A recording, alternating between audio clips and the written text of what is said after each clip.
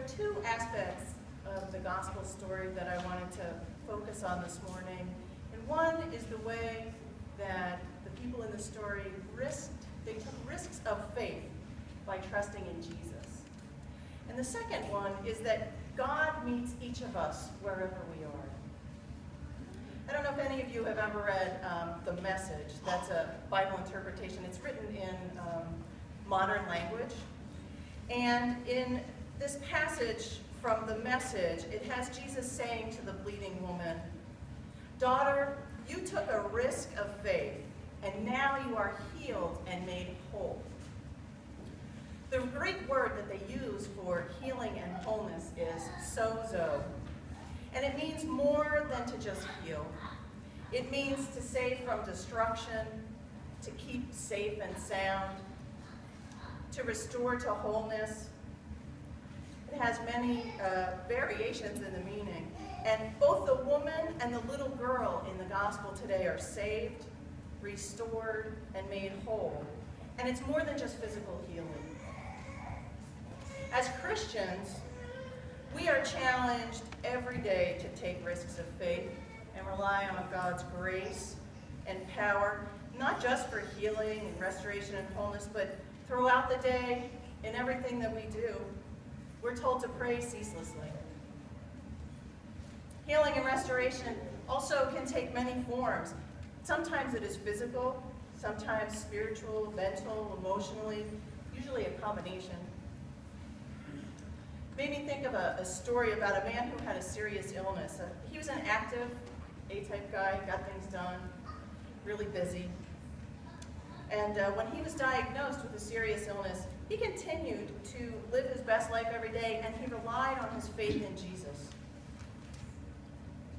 Like the woman and the father in the gospel story, he took a risk of faith and walked with God, living his best life every day. And his faith deepened and matured over time. And that doesn't mean that he didn't have, feelings. It doesn't mean that he wasn't sad or angry. I mean, we all have, human feelings. It's just that, he moved forward and he trusted God. Eventually he passed away. But in the meantime, his entire life had been transformed. He drew closer to God through his illness and his trials as he relied on his faith to see him through. And a lot of amazing things happened in his life. He participated in an experimental trial for a medication for 2 years, and it was soon after approved by the FDA, and now it's used to treat and extend the health for many cancer patients. He also inspired a lot of his friends and acquaintances during his illness. Other people who were diagnosed with serious illnesses, they saw his faith and courage in living every day, and they would say to him that they also found faith and courage in the face of their own illnesses. And his personal relationships were transformed. All of a sudden, this really busy person who had stuff going on all the time had time to sit and talk. He found appreciation in ordinary things, like meals cooked, comfortable chairs, and time with friends and family. His wife said that the best years of their marriage were the last ones because they spent so much time together and they really learned how to appreciate each other every single day. He relied on his faith in Jesus Christ, and he shared that with other people. He lived his best life every day, no matter what. And through the power and love of God's grace, he became a power of example.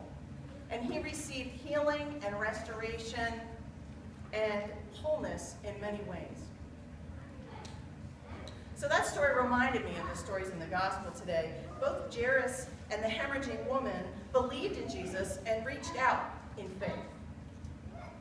The woman was considered unclean because of her affliction, and she was really to touch no one.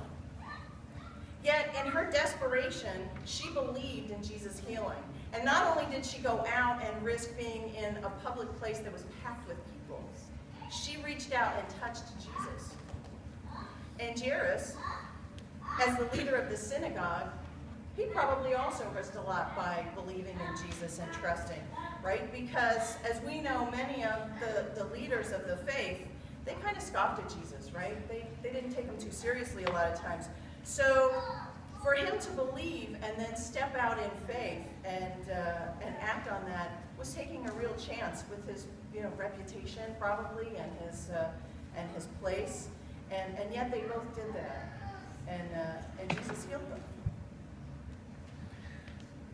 The gospel also demonstrates clearly that Jesus meets us wherever we are.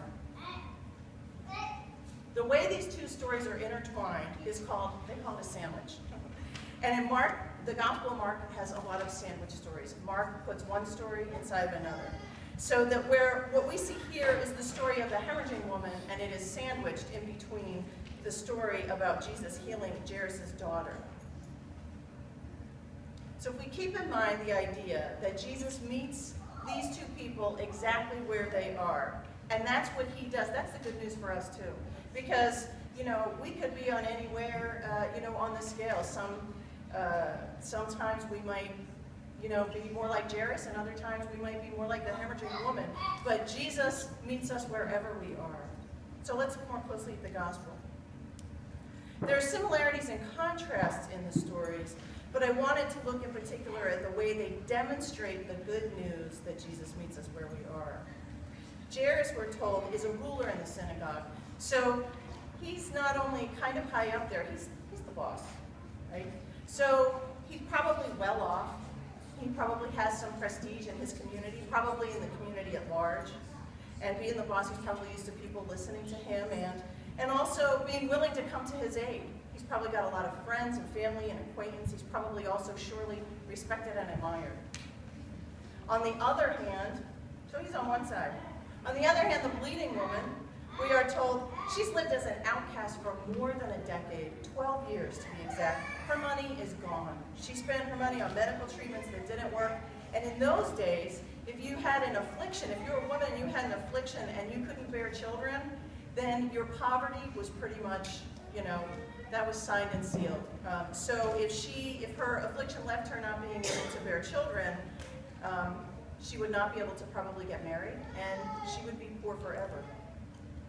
Because of cleanliness laws, not only was she considered unclean because she was bleeding, but anyone who touched her would be considered unclean. So she is literally an untouchable person. So we have one fellow over here who's, high in the culture, and another woman who is an untouchable person. These two people, Jairus and the woman, are both met exactly where they are by Jesus. And in fact, on his way to help Jairus and his family heal his daughter, Jesus actually pauses to respond to the actions of this unfortunate woman. And he also demonstrates, and I love this in the Gospels because you see it all over the place, he demonstrates that God's timing is not at all like our timing, and that the way God does things is sometimes, flips right on its head the way that we would do things.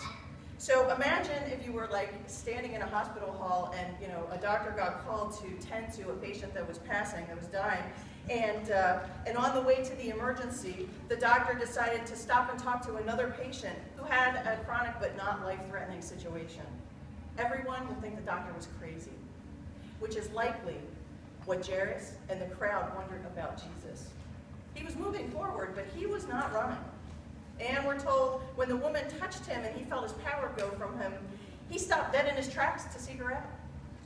Even the disciples were wondering about him right there. They were wondering what he was doing. They said, "Did you look around? You must have been touched by dozens of people. How can you even ask that question?" But he stood firm. He was steadfast. And because he's on God's time. He is on God's agenda. And he doesn't need to rush to beat death because he knows that he's stronger than death. Jesus isn't even unworried about the fact that, whether or not the uncleanness of the bleeding woman or a corpse could make him unclean, because rather he knows that his touch and his healing will actually restore health and healing to both the woman and the girl. In the end, he has not just healed them physically. He tells the woman her faith has made her whole. It wasn't coming into contact with his clothing, it was her faith. And Jairus' daughter, Jesus knows that he's got the power over death. For him, death is not a threat. She's not merely healed, Jesus actually restores her to life. At this point in Mark's gospel, Jesus has been recently doing lots of miracles, and in the upcoming passages, so last week we saw him drive out the legion out of the fellow in the garden. And in the upcoming passages, he'll be sending out his disciples, and they will be also healing people and casting out demons. So he's been demonstrating, and he's demonstrating here, God's power in many ways to people. The people in the gospel today were anxious and fearful, but Jesus was confident and reassuring. He even reassures the mourners, telling them, do not weep, this girl's just asleep. He tells Jairus, don't be afraid, just believe. And to the woman, well, he makes it clear that he sees her. He addresses her. He calls her daughter right there in front of that whole crowd of people. She's probably not been spoken to very much at all, let alone have anybody touch her in the last 12 years. But Jesus allows her touch. He stops to listen to her story. He holds up her faith, and he tells her to be at peace. The gospel story got me thinking about how none of us can work to earn God's love. It's a gift. And God doesn't love one of us more than another, just like he didn't love, the hemorrhaging woman or Jairus and his daughter more than one another. None of us deserves God's grace. And yet, God gives his love and grace freely to all of us. And today we're going to do a baptism service. And in our baptism, God promises us that we are always a part of his family, no matter what. God loves us no matter what, and God's Spirit dwells in us. We are assured that God sees us, and that God restores us, and that God is with us exactly where we are right now. And just like that was good news for the woman in the story and for Jairus and his family, it is also good news for us.